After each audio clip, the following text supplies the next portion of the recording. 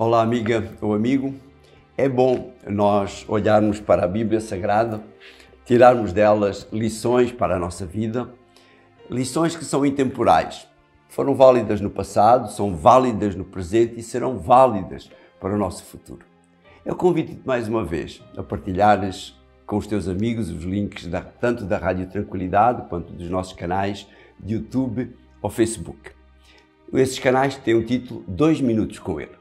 Se não fizestes, agora é o momento. Aperta um pause, vai lá, faz gosto nesses canais ou aí onde estás mesmo e ajuda outros a conhecerem também a Palavra de Deus. Os teus amigos, os teus conhecidos, todos eles poderão ter acesso a isso. Na semana passada vimos Jesus enquanto o nosso irmão mais velho, aquilo que nos pode resgatar da escravidão do pecado e ser, acima de tudo, Ele que foi, acima de tudo, a manifestação de Deus, a manifestação máxima de Deus para cada um de nós. Chegamos à lição número 5 e esta semana iremos ver Jesus como participante da criação e aquele que nos pode dar o repouso, o verdadeiro repouso, um repouso aqui e agora e ainda um repouso na eternidade. Começamos desde já com o texto principal da nossa lição, que vem no capítulo 4 de Hebreus e no versículo 9, e nos diz assim: portanto, o povo de Deus ainda há de entrar num descanso semelhante ao que Deus teve no 7º dia. Que promessa fantástica! Já imaginastes aquele primeiro sábado no Éden? Adão, Eva, o Espírito Santo, Jesus, Deus, toda a divindade com aqueles dois seres. E Deus promete-nos que será assim outra vez.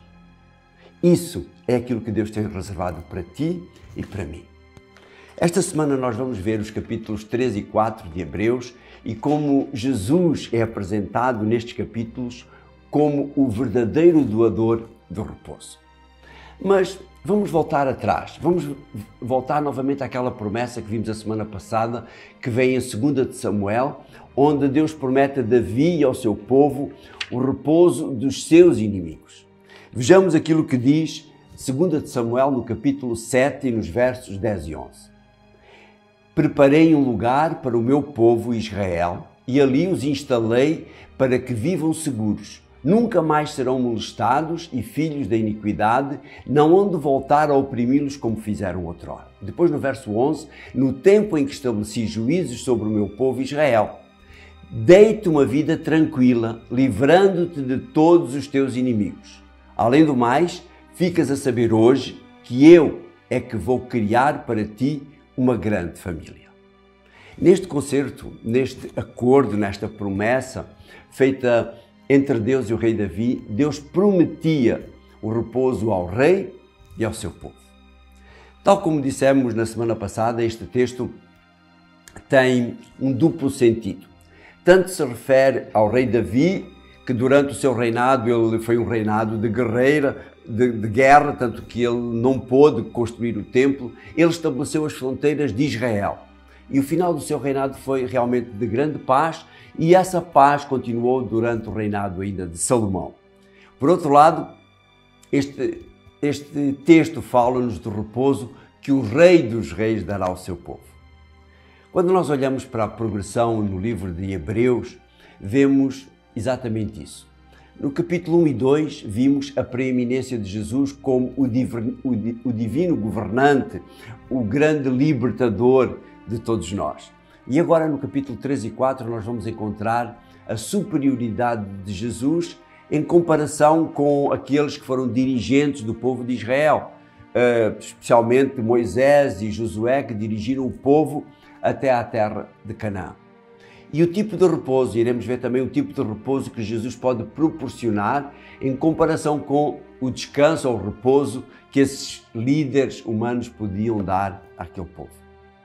Este repouso existe, em parte, como nós dissemos logo no início, aqui e agora. Foi dado por Deus a Adão e Eva e permanece neste momento, no dia de hoje em que eu estou a gravar isto, ele está disponível para todos nós. Este repouso é uma lembrança do Deus Criador e do Deus Redentor. Este repouso é o repouso do 4º mandamento, o dia de sábado.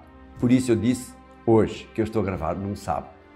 Quando Deus libertou o povo de Israel do Egito e o levou para a terra de Canaã, era a sua intenção que este povo fosse um testemunho vivo perante todas as nações, obedecendo a todas as leis de Deus e testemunhando, assim, de tudo que Deus tinha dado à humanidade.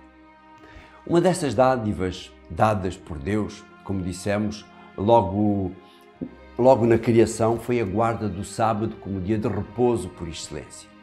E Deus é muito claro quando ordena a obediência, quando Deus ordena a obediência a este mandamento do sábado nos 10 mandamentos, conforme a transcrição depois feita por Moisés, está no capítulo 20 de Êxodo e no capítulo 5 de Deuteronômio. Vamos ver então o capítulo 5 e o versículo 15 de Deuteronômio.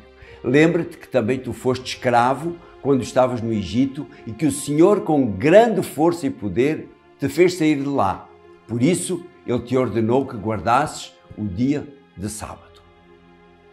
Moisés realça aqui que o sábado devia ser o memorial da libertação do povo do Egito. Todos os sábados eles se deviam lembrar que tinham sido escravos e que Deus os tinha libertado.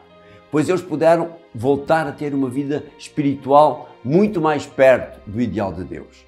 Hoje, ele é o memorial da libertação do pecado e um sinal do cumprimento da promessa de Deus de um descanso eterno para o seu povo.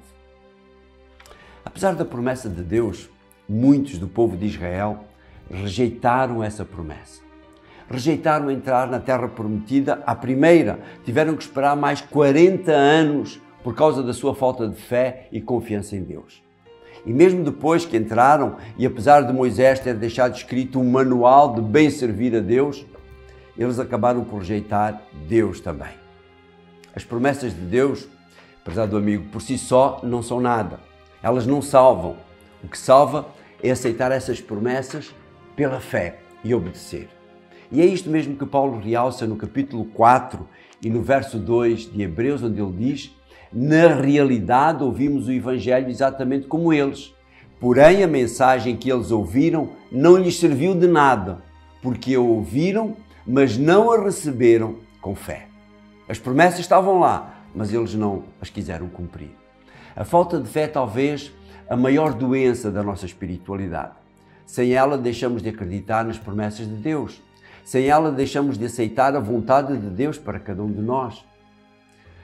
Para que nós não percamos a nossa fé, nós temos de nos ajudar uns aos outros. E é isto que eu estou a fazer aqui agora contigo. E é isso que Hebreus no capítulo 13 e no verso 13 nos diz também. Diz Paulo: pelo contrário, animem-se uns aos outros continuamente, enquanto dura o dia de hoje. Procedam assim para evitar que alguém no vosso meio se deixe levar pela sedução do pecado. Deus quer dar esse descanso a todos os seres humanos e fica triste quando eles não aceitam esta vontade de Deus, este bem que Deus quer para cada um de nós. O descanso eterno será para aqueles que o aceitam já aqui. Deus ficou triste com os israelitas que o recusaram e fica triste com aqueles que não o aceitam hoje. Vê aquilo que diz o verso 6 do capítulo 4. Ora, visto que aqueles que primeiramente ouviram o Evangelho não entraram no descanso de Deus por causa da sua desobediência, é evidente que outros devem entrar nele. Outros, não aqueles a quem Deus tinha feito primeiro a promessa. E Paulo volta a realçar isto também no capítulo 6 e no verso 2, agora de 2 de Coríntios, onde ele diz com efeito a Sagrada Escritura: escutei-te no tempo oportuno e ajudei-te no dia da salvação. Pois é agora o tempo oportuno, este é o dia em que se pode alcançar a salvação. Hoje, para ti, para mim, é o dia da salvação. Mas Paulo, para reforçar esta mensagem de advertência em que usa o exemplo do povo de Israel, muitas centenas de anos antes, ele vai buscar ainda uma expressão do Salmo 95 e vê aquilo que ele diz no verso 15 do capítulo 3 de Hebreus. A Sagrada Escritura diz, referindo-se, portanto, ao texto do Salmo: se ouvirem hoje a voz de Deus, não se mostrem duros de coração, como fizeram no tempo da revolta. Como dissemos lá atrás, o êxodo do Egito para a terra de Canaã apontava para o futuro, para uma obra final de livramento do pecado realizada por Jesus na cruz. Quando da sua entronização, depois de ter ascendido ao céu, esta obra ficou completa, a obra da redenção ficou completa e iniciou-se agora a preparação para o grande descanso da humanidade que aceitou o sacrifício de Jesus. Por tudo isso, é importante a nossa obediência ao mandamento do sábado. Este dia, para além de nos lembrar da criação, do Criador, ele lembra-nos também a nossa libertação do pecado e aponta para o ponto final da obra de redenção, uma nova criação nesta terra, onde, como diz Isaías, de uma lua nova até à outra, de um sábado ao outro, todos iremos adorar ao Senhor. Eu quero terminar com um excerto do Comentário Bíblico Adventista, no volume 7, o volume onde está Hebreus, na página 455, onde diz: os cristãos entram no descanso de Deus quando consideram Jesus, ouvem a sua voz, exercem fé nele, abandonam os próprios esforços para obter a salvação, conservam firmes a confiança e se aproximam do trono da graça a fim de receber misericórdia e a achar graça para socorro em ocasião oportuna. Deus, Jesus, o Espírito Santo estão à nossa disposição para nós podermos entrar neste descanso, começar aqui este descanso e depois continuá-lo pela eternidade ao lado de Deus. Queres lá estar? Queres participar desse descanso? Começa a participar dele aqui já. Usufrui dessa bênção, ter um 7º dia para podermos descansar das tarefas da nossa semana, nos encontrarmos com Deus, louvarmos o nome de Deus.